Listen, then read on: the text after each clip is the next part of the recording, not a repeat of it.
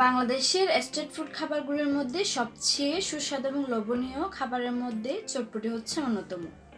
অনেকেই মনে করেন চটপটি বানানো অনেক কঠিন, আসলে কিন্তু তেমন কঠিন না। আজকে আমি আপনাদেরকে এই রেসিপিতে দেখিয়ে দিব খুব সহজভাবে কিভাবে বাসায় আপনারা চটপটি রেসিপিটা তৈরি করে নিতে পারবেন। আসসালামু আলাইকুম, সবাইকে আবারও স্বাগতম জানাচ্ছি আমার আজকের একটি নতুন ভিডিওতে। আশা করি সকলে ভালো আছেন, আলহামদুলিল্লাহ আমরাও ভালো আছি। তো শেষ পর্যন্ত আমার ভিডিওটি দেখতে থাকুন। চটপটি তৈরি করার জন্য এখানে আমি চটপটির ডাল নিয়ে নিয়েছি। এখানে আমি 500 গ্রাম মতো ডাল নিয়ে নিয়েছি, আর এগুলোকে আমি 6 থেকে 7 ঘন্টা মতো ভিজিয়ে রেখেছিলাম। আর এখন প্রেসার কুকারে দিয়ে 3টা মতো শীষ দিয়ে নিয়েছি। এখন একটা বাটিতে আমি নিয়ে নিচ্ছি, আর এখানে আমি যে পানিগুলো দিয়ে দিয়েছি এগুলো কিন্তু আমি ফেলে দিব না, এগুলো একসাথে দিয়ে আমি আজকে আপনাদেরকে দেখাবো চটপটি তৈরির রেসিপিটা। তো এখানে আমি আলু সিদ্ধ করে নিয়েছি, আর পেঁয়াজ কুচি করে নিয়েছি, পরিমাণ মতো ধনিয়া পাতা কুচি করে নিয়েছি, কাঁচামরিচ কুচি করে নিয়েছি, আরও নিয়ে নিয়েছি হচ্ছে শসা কুচি, আর এখানে নিয়ে নিয়েছি শুকনো মরিচ, আর নিয়ে নিয়েছি সিদ্ধ করা ডিম, আর এখানে নিয়ে নিয়েছি হচ্ছে তেঁতুলের টকটা আমি একটু ঘন করে তৈরি করেছি, আপনারা চাইলে পাতলা করে তৈরি করে নিতে পারেন। তো প্রথমে আমি যে আলুগুলো সিদ্ধ করে রেখেছিলাম সেগুলো একটু হাতে ভালো করে চটকিয়ে দিচ্ছি।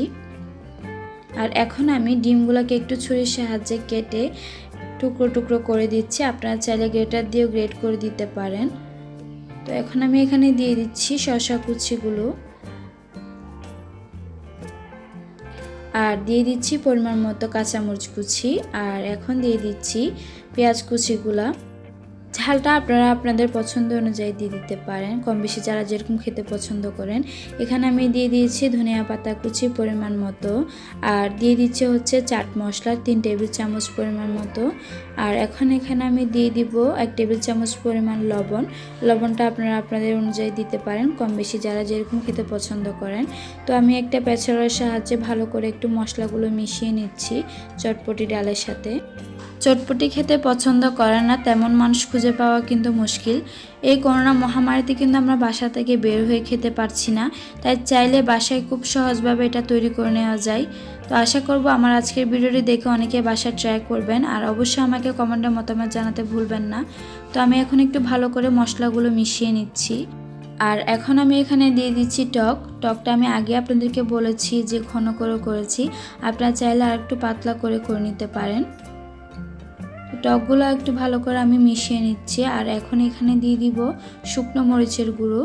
মরিচগুলো আমি একটু তেলে নিয়েছিলাম, তো এখন হাতে একটু গুঁড়ি করে দিয়ে দিচ্ছি।